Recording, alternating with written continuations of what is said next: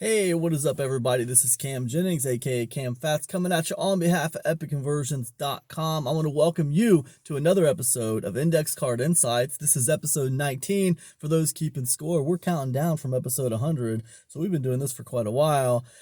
But today, what I want to talk to you about is knowing that you don't know, right? It's powerful, knowing that you don't know. And I'm going to paraphrase Socrates on this one. One of the great ancient thinkers of not our times, but of ancient times, Socrates. I'm paraphrasing here, but Socrates said many years ago that he doesn't know. He knows that he doesn't know, and that makes him a little better off than the guy who doesn't know that he doesn't know. You see what I'm saying? He knows that he doesn't know, and that makes him a little better off than the guy who doesn't know that he doesn't know, right? It's really interesting, and I think personally that it makes him a lot better off, actually. Let me tell you a story to tie into this a little bit. And look, this is all going to tie back into marketing, okay? This is all going to tie back into online business. So if you're trying to get better online business, if you're trying to improve what you're doing online, you're trying to make more money on the internet, you're in the right place. So bear with me here. So the other day, my wife and I, we were out at the store doing some shopping. We're actually looking for a birthday present for my son. And, we were in line. We were in the checkout line. And, off to the side there was a cart that was full of, like, toys and stuff. It wasn't our cart. We were just kind of, moving around it. But the guy behind us, he briefly asked us, "Hey, is that your cart?"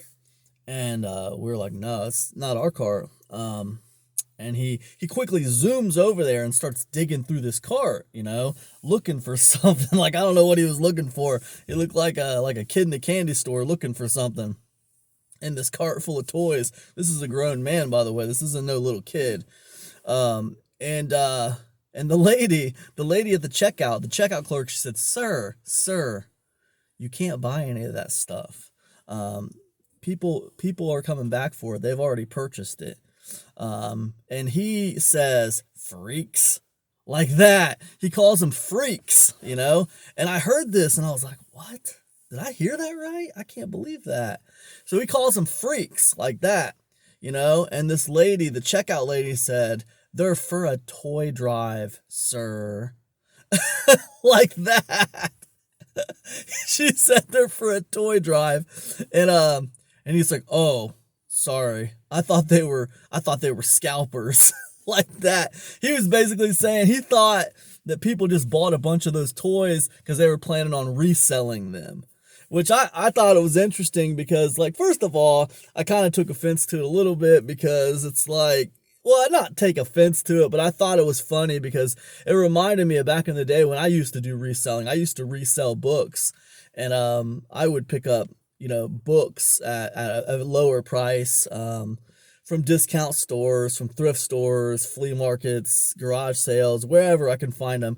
Later on, I would get into like bulk. I would do bulk purchases, but early on, especially, I would do purchases at places like that. And people had an attitude towards resellers back then, but it wasn't like that pronounced where people were just calling people names in a store like that. But I was thinking, like, wow, this guy is, number one, a moron, like, because he's digging through there looking for something and he's mad that these guys already bought something. So he's wrongfully assuming that they are resellers, and second of all, I was thinking, like, what kind of, like, arrogance, like, what kind of, like, false sense of confidence do you have to announce that people are freaks, like, in the middle of the store where everybody can hear you? And I started thinking about it, and I was like, nobody ever did that back when I was a reseller. Like, no, I never heard anybody so arrogant and so, like, just, like, wrongfully confident of themselves and of their opinions, that they felt comfortable shouting something like that out in the middle of the store. I'm like, what a moron is what I thought, But I was thinking about it, And it's just like, I think that society today, the internet, between somewhere between the 24-hour news cycle where you're constantly being fed information and the echo chamber where the algorithms have you constantly being fed information that is agreeable to you, that makes sense for you, right? Like you're constantly in this echo chamber of people who kind of agree with the same things you agree with. Somewhere between that, like I think that a lot of people have developed like this false sense of intelligence or like this false sense of confidence where like they think they know things that they don't really know. You know, like you think you're smart because you read a bunch of stuff on the internet. Half of it's wrong. Half of it's just people feeding you opinions that they don't even believe. And half of it's just like stuff you've read that you really don't understand and you'll probably forget tomorrow. It kind of like presents this false sense of arrogance, or it's a real arrogance, but it's a false sense of intelligence, you know? And you got all these people running around who they don't know. They don't know, and they don't realize that they don't know. It's exactly what Socrates was saying thousands of years ago. A couple thousand years ago, Socrates was saying, I don't know that I don't know. I know that I don't know. That makes me a little better off than the guy who doesn't know that he doesn't know. And it's just like one of those things where people are better off if they can admit that they have no idea what is going on there. You know what I mean?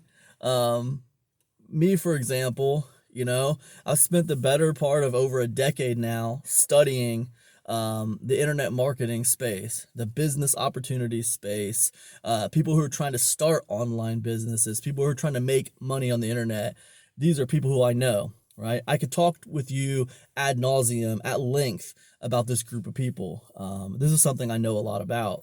But there are many things out there that I don't know a lot about.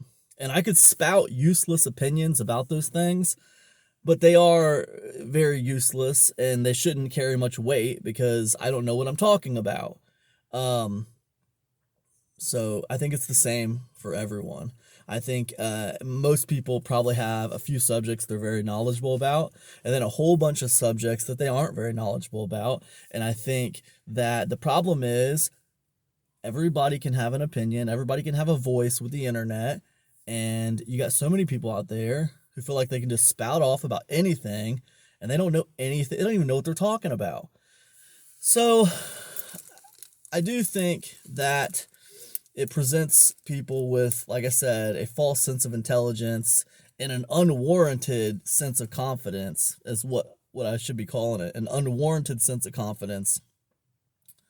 I just think that in this world today, that we could use a little bit more humble. We could use a little bit more humbleness. I think people would do a lot better if they asked questions than if they just like walked around declaring people freaks and like assuming about things all the time. Anyways, that's kind of my thoughts about it, and I think that relates to online business, and I think it relates to marketing as well, because the thing about it is, just because you watch a webinar or just because you read a book, that's not the same as being in the trenches. That's not the same as actually doing it and living it. There's no real substitute for experience. It doesn't mean that you can't publish content on things that you've learned about. You can't be the expert on everything, but it does mean that you'll get far better results if you can be humble, if you can like be the student perpetually, right? I think you'll get far better results, positioning yourself as a student who's eager to learn and stop pretending to be some kind of an expert on things that you don't know anything about. That's what I would say. Now, this coming Thursday, I'm going to be putting on a group coaching call for my ECIC Group Calls club. This is my mentorship club. We meet every single Thursday night, and I let those guys pick my brain about marketing stuff and online business and all this good stuff. And I always tell them at the beginning of every call, hey man, I don't know everything, but I know a few things about this. I've been doing it for a while, so I could help you if I could help you. Anyways, this Thursday, I'm going to be talking about, Epic Conversions newsletters. I publish a newsletter every single month for Epic Conversions. These are, 14 to 17 email newsletters, and I sell them with PLR license for people to use, right? And recently I updated the license to make it like more accessible for everybody, so people could do even more with it, and so people could, understand the license easier and stuff like that. But what I want to do this Thursday is I want to put on a talk about like different ways that you can use these newsletters. I really want people to understand exactly how they can be using these newsletters, because there's a lot of ways you can use them. There's a lot of things you can do with them, and I really kind of want to go into that. So that's what we're going to be talking about this Thursday. I think it's going to be really beneficial for anybody who sells or anybody who buys PLR, and sells, like tries to sell the PLR or do stuff with the PLR. Anybody who's using PLR at all, I think could benefit from this, but it's especially geared at people who buy my newsletters. So that's what we're going to be doing this Thursday. And again, look, my group calls club, it's for people. This is the ECIC group calls club. It's for people who know that they don't know. Right? You don't have to be a smart person to be in my group calls club. You don't have to be an advanced marketer to be in my group calls club. You can be a stone cold beginner. All you have to do is adopt the role of the student and be trying to take action, right? And that's it. And I think that like when it comes to winning on the internet, I think you'll do far, far better just taking relentless, imperfect action. It doesn't have to be perfect. But you do have to get it going. You can't just like sit around and read and plan and never execute on anything. You have to execute, There's two things I figured out about, making money online. Number one, you have to get started. And number two, you have to adjust, right? Those are the two big things. You have to get going and you have to adjust. And then the third thing I would say is that you constantly have to educate yourself. It's a constant battle with the education for me. I'm a little different than most people because I think a lot of people, they got like paralysis by analysis. They they read too much and they plan too much before they get started. I'm kind of the opposite. I got started quick, and I'm kind of an action taker, and like I'll learn just enough to get going, and then I'll kind of just hurry up and take action. And for me, like I have to like force myself to make sure I'm educating myself constantly on new things, because I hate new things, man. I do. I hate new things. I like to find a path that works well for me and go, right? And that's great, but on the internet, things don't stay working. That's not how it works. You can find something that works well on the internet, and like a year from now, it won't work anymore. So like, there's always like a constant battle of education. There are definitely some strategies that hold true, but as far as like the tactics and as far as like the individual little things that you're doing, it's almost like same keys, different locks all the time, like overall things are the same, but the way in which we apply them and just like the day-to-day stuff, the details change. And you kind of constantly got to educate yourself on what's going on. So basically you adopt the role of student, and you try to stay in that role and try to stay humble and try to be like Socrates and know that you don't know.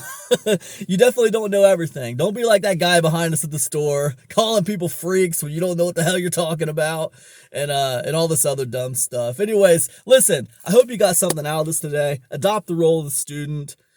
Be the guy who knows that he doesn't know, okay? That's what I'm telling you. Be the person who knows that they don't know. Listen, be sure to get over to epicconversions.com. Check out my ECIC group calls club. It's like $47 a month. Really, really cheap for a group mentorship club. I'm actually going to be raising the price at the end of the year to like $97 a month. But $47 a month, I mean, goodness gracious, that's like $1.56 a day. If you can't afford $1.56 a day to spend time with a professional marketer to get better at online business, then, you got to question like what you're even doing to begin with. How serious are you really? I don't know any marketers online, internet marketers who don't spend thousands on their education. So not being able to spend $1.56 a day on a mentorship club is, it doesn't say a lot about your true ambition. So anyways, that's all I got, man. Hope to see you in ECIC Group Calls Club. It's over there, epicconversions.com. Check it out, and I will see you in the next episode of Index Card Insights. Peace now.